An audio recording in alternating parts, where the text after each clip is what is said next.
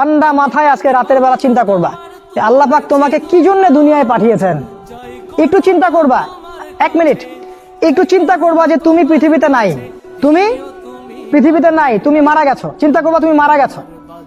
এরপর চিন্তা করবা তুমি যে মারা গেছো পৃথিবীর কারো কোনো সমস্যা হচ্ছে কিনা।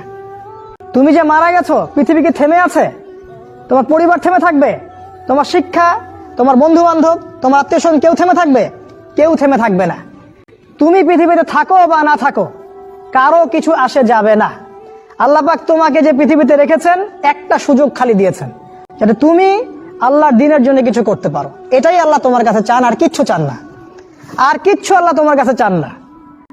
আল্লাহ চান তুমি একজন ভালো মানুষ হও, ভালো মুসলিম হও এবং দ্বীনের জন্য কিছু খেদমত করে পৃথিবী থেকে বিদায় নাও। এই দিন তুমি ছাড়াও বিজয়ী হবে ইনশাআল্লাহ। তুমি থাকো বা না থাকো এই দিন কিন্তু বিজয়ী হবেই। হয় তোমাকে নিয়ে হবে অথবা তোমাকে ছাড়াই হবে। জীবনের উদ্দেশ্য ফিক্স করো। জীবনের উদ্দেশ্য একটাই, জান্নাত। জান্নাত পাওয়ার জন্য যা করা দরকার তাই করতে হবে।